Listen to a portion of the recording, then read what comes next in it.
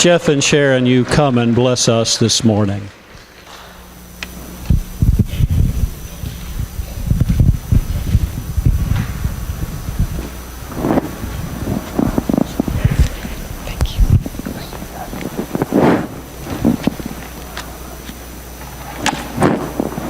This doesn't mean anything, does it? Not to Terrell. Okay. We're in good company then, if it means nothing. Oh, yes, don't forget the glasses. Good morning.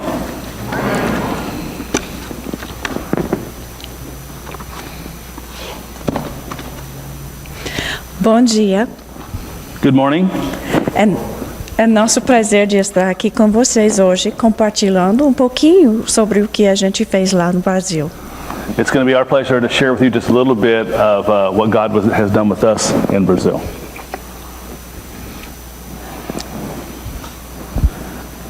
Oh, you want me to start? Okay. Where are we? We need first slide, please. There it is. Okay. Is there it's just, oh, it's right there. Okay. I can see the monitor now. I didn't see it before. Okay. Thank you. So where is Brazil? The reason I asked this question is kind of humorous. During our first furlough, we were speaking in a small church, and this LOL does not mean laughing out loud. I mean, it's a little old lady. She says, pardon me, but would you tell me what part of Africa is Brazil again?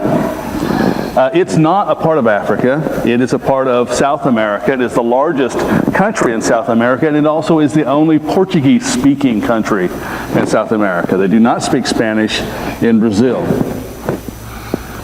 We began, as your Pastor Jack said, we began in 1995 in going to language school in Campinas, São Paulo, and we were there for 1 year. And then we moved to Niterói, which is across the bay from Rio de Janeiro. We were there for 8.5 years, and then we moved into the city of Rio de Janeiro itself, and were there for 7.5 years. And the last 3.5 years, we're in the capital city of Brasilia. So we served from 1996 to 2011, sorry. In the next slide, you'll see that we went to Brazil with a 7, 4, and 2-year-old. After about a year, we had another baby there. And so we basically raised our family there. The next slide will show you what we look like today. And so we're proud to announce that we have a granddaughter. Her name is Emma J. And yes, she is the most beautiful granddaughter in the world, just in case you were wondering. And since she's our first, we have to show everybody. So they're all grown up now. That baby is the one in the peach-colored dress, and she is 20. So she considers Brazil home. Actually, all of our children do. Brasilia is the capital city of Brazil. It was built in 1960. It was a planned city. This is actually a photo that Jeff snitched from NASA pictures, and it's been enhanced a little bit so that you can see the city was planned to look like a plane. The government buildings are in the fuselage. I have a hard time saying that in English. And then the apartment buildings are in the wings. We actually lived in the north wing when we first moved to Brasilia. The next picture is what we would consider a picture of their national mall. At the very, very top in the back, you can see what looks like an upside right bowl and an upside down bowl with 2 sticks in the middle. That's their House of Representatives and Senate, or Congress. And the carpet is blue to match that of their flag. And they have a special guy that works in it in a particular room. The carpet is brushed to look like the flag. So it's kind of fun to go in there. This is actually taken from a TV tower. It's a tower in the middle of town that really does send out a TV signal, but there's a platform on it that you can get on and look down through. And if you know which way to look, there are a lot of other government buildings to look at. So the next slide. Before we went to the mission field, we lived in Cushing, Oklahoma, and I was a drug and alcohol counselor at a private facility called Valley Hope. And so when we went through the mission process and so forth, one of the things that the Foreign Mission Board, now International Mission Board, their requirements is that you must have had at least 2 years of experience in your field before going to the mission field. Well, I was a drug and alcohol counselor, and I had gone to Brazil as a volunteer in 1994, and we were in the mission process and did not know where God wanted to send us. We were open to wherever God would send us, and So when we went to Brazil in 1995, I went under the title of social minister. That was my title. And then when New Directions came in 1997, all the missionaries, no matter what their title, were given the title of church planter. So that may mean that you were a medical doctor and now you're a plumber, but really what it meant was that we were supposed to use our gifting, wherever that was, towards church planting.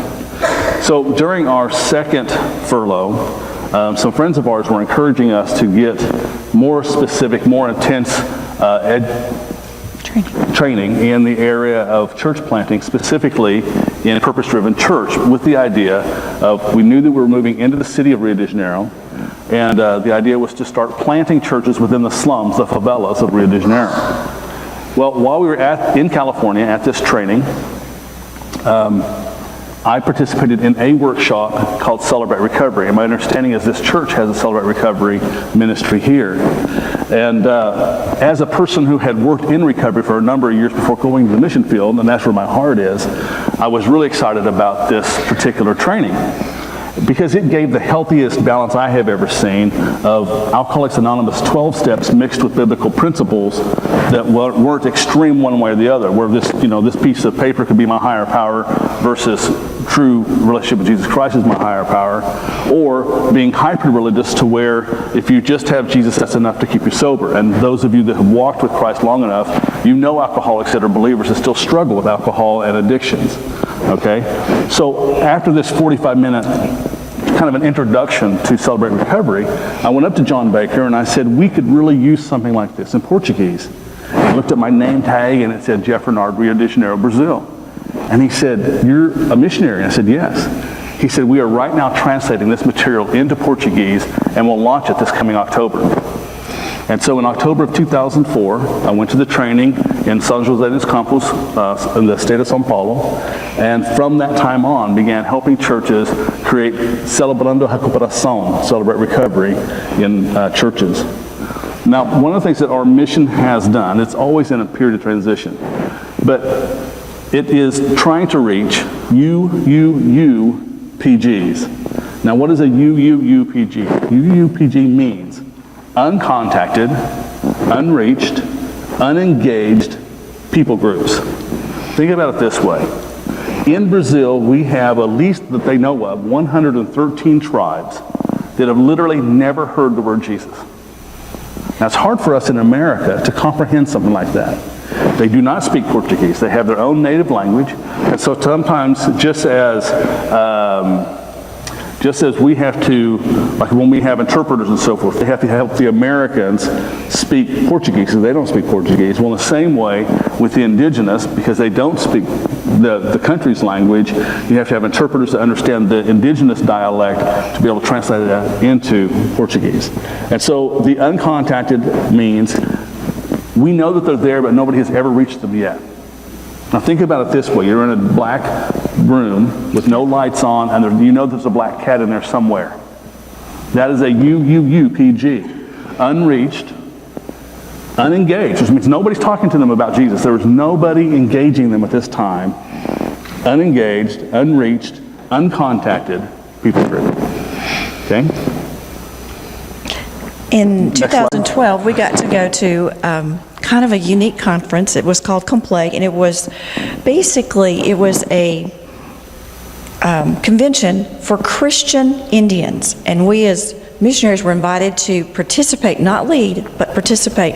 And it was so much fun because we were in an outside pavilion, and so you knew the tribes by the colors they were wearing, and we didn't know their names. So we had the people in the blue feathers over there, and the people in the brown feathers over there, and the people in the white feathers over there, and the people that never wore any shirts over there, and it was cold. And it was just, and then occasionally somebody would stand up at the main podium and say, those of you who are interpreting for different tribes, we need you to do it more quietly. We can't hear the speaker. And it was just so much fun to hear all of these languages happening in the same time, all learning how to reach their people groups. And it was so much fun to participate in because they were calling it the third wave. I think that actually, if you could see it well, it says third wave on there. Yeah. And what they said is the American missionaries came. That was the first wave. Then we had Brazilians coming into the jungle to tell us about Jesus. That was the second wave. Now we, as indigenous Indian people, want to be the third wave. We want to take Jesus to those people in the jungle that they will never see. And so they were talking about that and doing training about that. And we got to be involved in that just a little bit, make contacts with those people, because sometimes we can help them. You can help them through your Lottie Moon offerings. But we can't help them unless we know who they are. And so it was a privilege to be able to go and be a part of that. Something that's cool about this picture, that if you look at their headdresses, each one of them are slightly different. Those are different tribes. Each one of those are slightly different tribes speaking a different language. Okay, next slide, please. So we talked a little bit about Complé and what Complé is. Now the guy in the bottom left-hand side is Eriki Terena. Terena is the tribe where he is from. They use the last name as the tribe. And so Eriki is his first name. He is the president, or was the president at this time, in Complé. Now, to tell you just a little bit about their culture, it is a very, I got to think in English, sorry, I'm having a hard time remembering the word, very macho society. Okay, the man rules everything. Now, my wife's going to tell you something that's really significant about Pastor Eriki. We got to have this, while we were having our conference, the kids were also having a conference. It was basically a VBS. And so at the end of the week, they came out and did a program, just like our kids do on family night for VBS. And they called Enrique up to the stage and then asked if he would kneel so they could pray for him. And so it's a big deal that this man, who is the leader of this conference, is now going to kneel for children.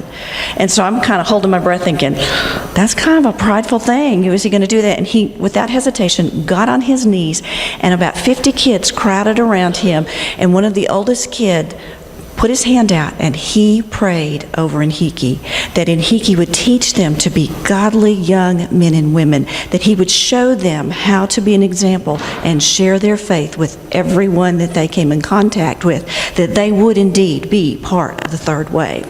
And when that little child finished praying, there wasn't a dry eye in the room, because he prayed such a mature, grown-up prayer for this man that was leading the Christian Indians at that time. The other guy in the picture reminds me of something that I got to hear. It's not about this man, but it just reminds me. I was in a conference that Jeff didn't get to be in, and it was actually the Wycliffe missionaries' turn to give a testimony. And he said, I'm going to do something a little differently today. I'm going to introduce my friend. And so he had this young indigenous man come up who did not speak Portuguese, so we had to have a translator. And he told us how he had walked for several days till he could get to a boat, and then he floated downriver for about 5 days, and then he got on a bus and traveled for 3 or 4 days, and then walked to the conference that we were in. He wanted so badly to come. It took him well over a week to get there. And then he said, I am here to ask you to translate the Bible in my language. It does not exist in my language. I see people in the jungle that you will never see. Please, please, please send somebody to put the Bible in my language. I need to be able to tell them what God has done for them in their language, and it makes a bigger impact if there is a Bible. Please, please send someone to make God's word in my language. Once again, there wasn't a dry eye in the room when you have a young man standing there begging for a Bible. And it really touched my heart, because I'm an American. You know, most of us that are Christians have no less than 5 Bibles in our homes at any given time. And here is a man that has no written word in his language. And for many languages, it takes well over 20 years to do that. But they start with New Testament, and they'll get the book of John, and so they start with that, and they'll start using that, and he had nothing.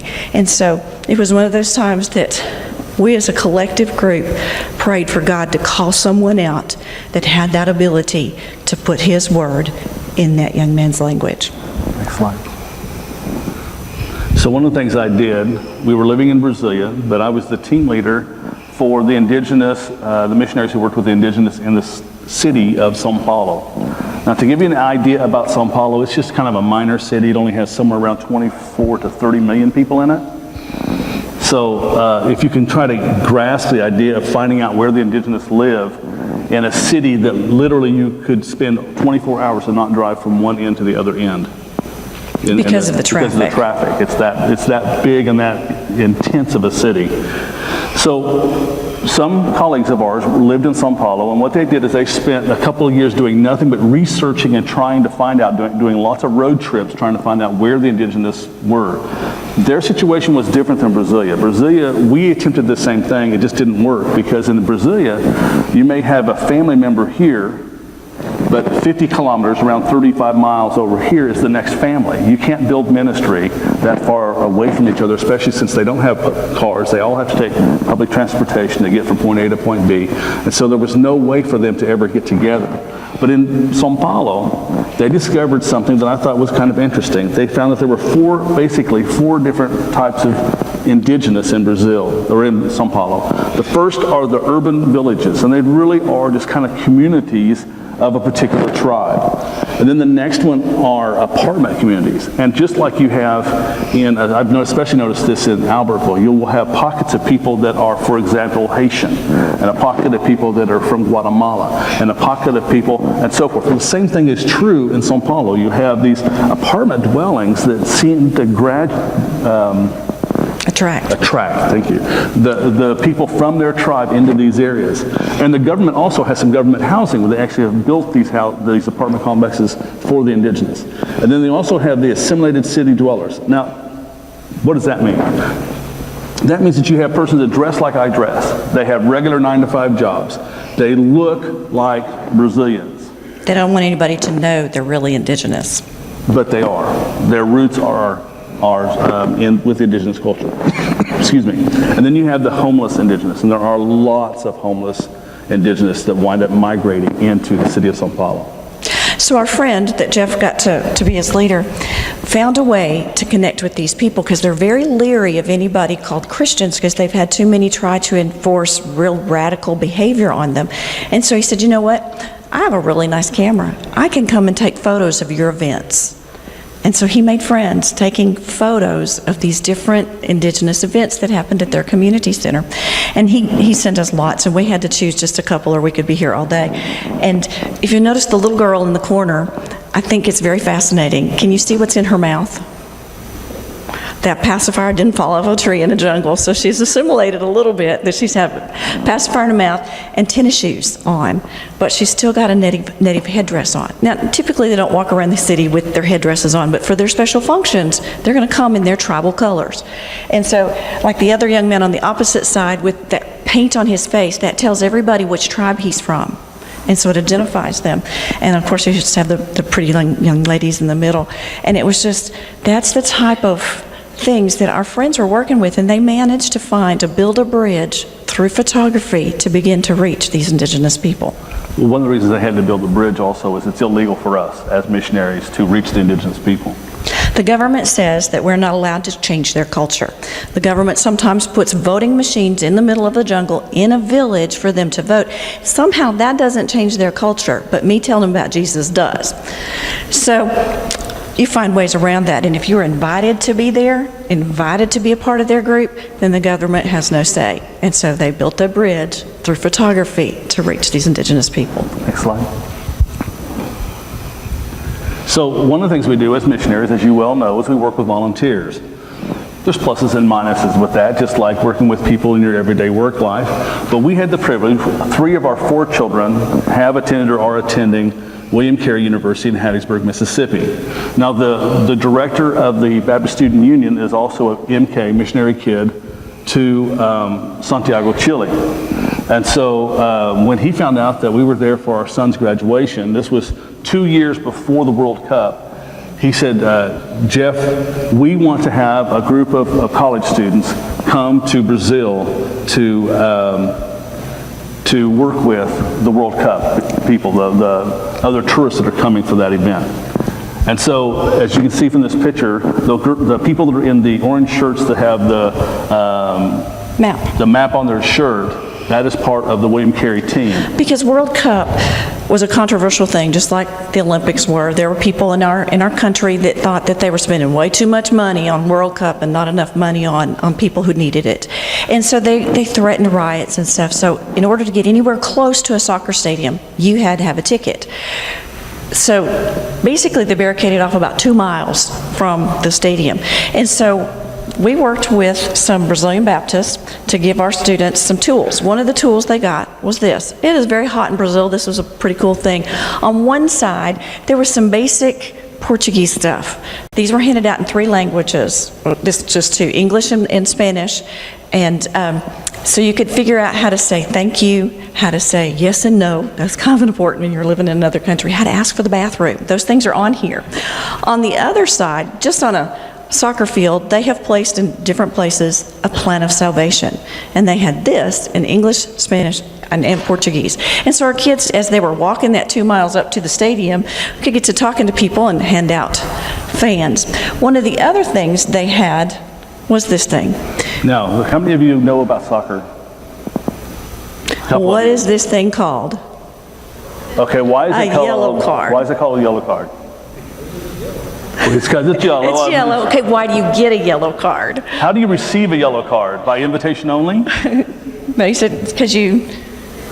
It's a penalty. You do messed something up. wrong. You've done something wrong, right? And so this was a great conversation starter as you're walking down the road with these 100,000 other people that are going to the game. You say, hey, you know what this is? Well, of course they know. They're going to a soccer game. They're going to the World Cup. They obviously know what a yellow card is. And so they said, well, how do you get one of these? Well, you mess up. You break the rules. You do something wrong. You get a yellow card because you've done something wrong.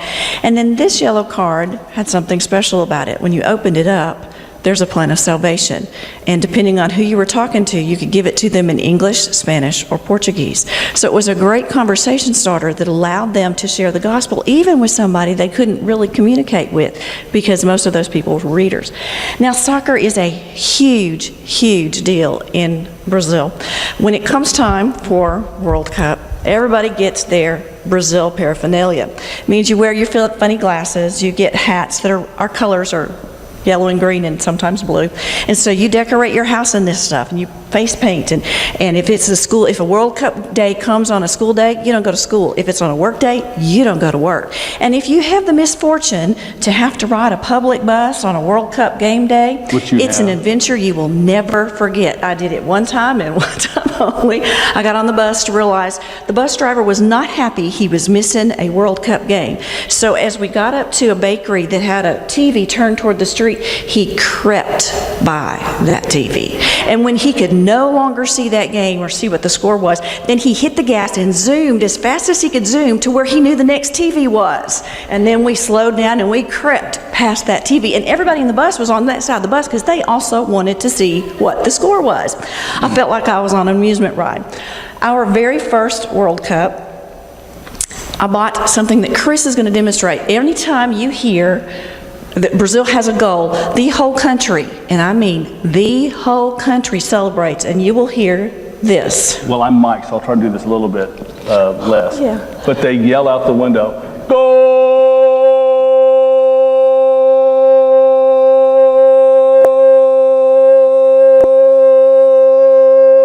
Brazil!" And then you hear, Chris, show Chris. us. Loud. Uh-oh, Cover the hole, cover the hole, babe. Cover the hole. No, he can't cover the hole. Yeah, he does. He has to cover the hole with his mouth. Blow real hard in that hole. Real hard. Real hard.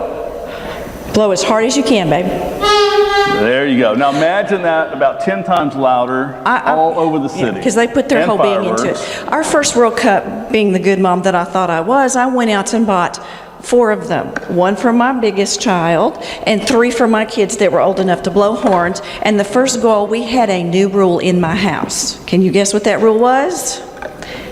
Anytime there's a goal, you must run outside to blow your horn. We're not blowing those things in the house ever again. And so that was just part of the fun. They also throw confetti out the window. It's an amazing experience to be there during World Cup. The other thing that these kids got to do, because they got to be with us for 16 days, is we have this very unusual thing in the city of Brasilia. We have realized that indigenous people are extremely superstitious. And they show that in a very sad way. They believe that any child born with any type of defect, whether it's just being a twin or a speech impediment or a hand that doesn't work, they believe that child is cursed and therefore must die because it will curse their village. And so they are required to either kill that child or go put it in the jungle and let it die. Well, missionaries years and years ago became aware of this when a young boy couldn't stand the thought of his baby sister in the jungle dying. His parents were supposed to put the child out, and they couldn't kill the child, so instead the parents killed themselves. And they left the baby, but they did shame leave. to the tribe. They did leave the baby in the jungle. So this big brother went and found his baby sister, and then he found a canoe. He stole the canoe and floated downriver because he had heard that there was a missionary downriver, and he wasn't sure what that was, but he hoped that meant that they were going to help him with his baby sister. And they did. They ended up in Brasilia, and because of that, they created House of the Nations, or Casa das Nações, and it's for any indigenous family that is unwilling to sacrifice their child. They come to the city to get help. Well, eventually the government said, you can't do that. That's messing with their culture. So we as missionaries are not allowed to run it. So there is a Christian sociologist. They have a sociologist and a physical therapist. That are there.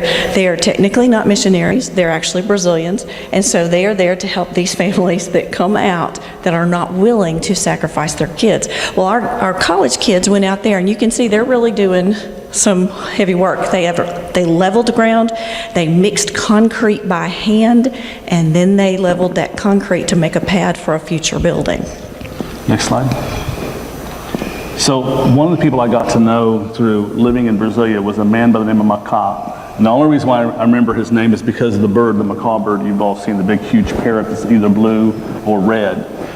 So Macaw was telling me about his daughter, and this is his daughter in the wheelchair right here.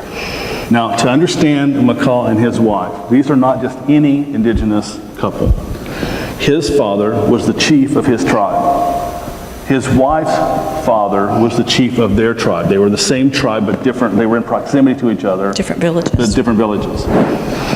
Her job was the princess of the tribe. So her task was to train all the young women to become Indian wives. And so for 6 months, she would take them secluded from any males and so forth and train them how to be an appropriate Brazilian indigenous wife. Okay? From about age 13 and up. All right? Well, their daughter, this girl you're seeing right here, she was a healthy child. There was nothing wrong with her. But at around age 2, she got an extremely high fever. We're guessing it was something maybe like a spinal meningitis or something like that. She was sick for a whole month. Now, she's in the village. There is no medical help for them whatsoever. She came out of the fever finally after about a month, and everything seemed to be okay. But around age 5, she began having difficulty walking and began falling a lot. Now, listen, her father is a chieftain. Her father-in-law is a chieftain. Her grandfather-in-law is the medicine man for the tribe. And they were all saying, you need to kill this daughter to take the curse away from our tribe. So that's their own granddaughter. They were saying you need to sacrifice. And so Macaw told me, he said, I couldn't do it. Now, these are high representative people within their tribe. Okay? So they went to Brasilia to seek medical help. And as you can see, his daughter is not walking. She's now around 17 years of age. And she's wheelchair bound. She's wheelchair bound. She will never walk again. One of the fun things with our kids is that this girl that's hugging her doesn't speak Portuguese, but hugs don't need a language. And so they got to play with this little girl. They played with another little girl who we don't have a picture of that actually had a physical scar on her neck because she had some kind of a birth defect. They actually chained her to a tree like a dog. She does not speak now. They don't know if it's because of trauma or because she physically can't. But she actually took a couple of our college girls to her room and pulled a picture off the wall and said a word. And the social worker was like, oh my goodness, you don't know what you've done. This is a huge, huge thing. She doesn't speak to anybody, and she gave you a word. And so our kids got to just love on this little girl to the point that she felt so secure, she took them to her room and said a word. And that was a huge, huge deal. And it was just a bunch of college kids loving on some children that were raised a whole lot differently than they were. Now, the cool thing about meeting Macaw and his wife is because of their representation within their tribe and their tribal structure, they have been able to go back to their tribe. They leave their children in Brasilia under caregivers, but they go back to their tribe, and they tell their tribe, listen, we have seen children with Down syndrome, and there's not a demon in them. We have seen biological twins, and they are not possessed. And so it is slowly tearing apart this superstitious culture that they have, letting them know that this is not evil of the demons coming and causing trouble within your tribe. It's a natural part of who we are. It is our sin nature that caused this, not because of anything that we have done, as a group. Next slide. The next couple of slides we'll go through real quick. I got a chance to teach at the International Christian School in Brasilia. My daughter worked there, and they needed a sub, and so I did that. I'm teaching preschool this day.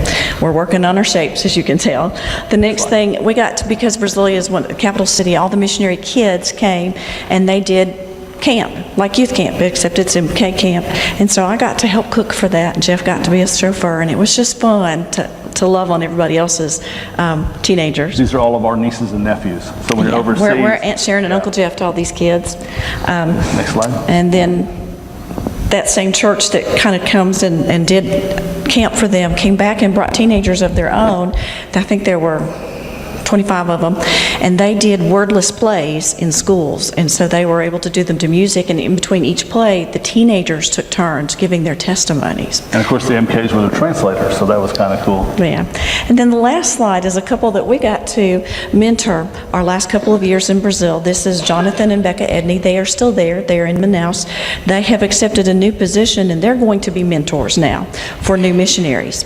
And they're getting ready to receive their first group of new people in January, and so we would just ask that you pray for Jonathan and Becca and their 3 kids, Matthew, Benjamin, and Gabriela, as they find homes, they find tutors, they tell them how to live in this country, they explain to them what different ingredients are. When you go to the store, nothing's labeled like we're used to seeing it labeled, and so they figure out, what is flour and what is sugar, and that you don't call brown sugar brown, and different things like that, and they'll help them figure that out and be culturally appropriate. So pray for them as they begin this new task next month. Next slide. So what can you do? Well, this is obviously the Lottie Mint Christmas offering. And one of the things that Brother Jack shared with you is that this money specifically goes overseas. 100% of your Lottie Mint Christmas offering does not go for administration fees. None of it stays in the United States. 100% goes overseas to help out with those projects that they otherwise could not afford. Okay? So let me give you an illustration. There was a man who was, he and his wife were missionaries in Belgium. Now, Belgium is a very, very difficult area to try to reach the Belgian people. They speak French there, and they've got churches there for hundreds of years, and really they actually told this church planter, we have enough churches, we don't need any more. And so he was very frustrated, and he asked his boss, what can we do? And his boss says, pray. That's what you can do. Ask God to open your eyes. Hey, and he said, have you considered the refugees? And we've all heard about the refugees overseas, especially in Europe right now. Well, this was like 10 years ago. And he said, well, there's not that many refugees here. But as he began to really seek God's face, God began to show him over and over again of how many refugees there were. And so he could not find any of the Baptist churches in his city to open their doors to work with the refugees. But he found an Assembly of God church that would. And so the pastor said, you can have our sanctuary in the afternoon. We're not needing it anyway. And so he would preach in English. And then they would translate. Like this little group we had huddled together in indigenous languages, the same thing was happening there. He would preach in either English or French, and they would translate to their groups in Hindi, or they would translate in Farsi, or they would translate in all these different languages. Well, this Assembly of God pastor had an American come and visit. He said, you would not believe what this American Baptist missionary is doing. And so this guy listened to this chaos happening every Sunday afternoon. And he said, you know what you need? He said, you need one of those translating booths where they can do it all in infrared, where you can be preaching in whatever language and they can be translating with headsets on. Well, the guy says, we don't have the money for that. It was going to cost at that time, 10 years ago, over $150,000. Lottie Moon did not cover $150,000 to do this. And we, as Southern Baptists, we could not say, I need $150,000 from you, because all of our funds come from the Southern Baptist Convention. Okay? That's part of our agreement as Southern Baptist missionaries. However, this guy was Assembly of God. He was not Southern Baptist. And he said, here's a check, and gave him a check for $150,000 so that he could minister. Why can't we do the same? I think we can. You know, Southern Baptists are the most giving people that exists as far as a denomination. And because we're Southern Baptists, it doesn't require one person giving a huge check like that. All of us work together to pool our money to get things done in God's kingdom. And so that's what you can do. You can pray, you can give, you can send people from your own church, and you can go. So next slide. Would you say this with me, please?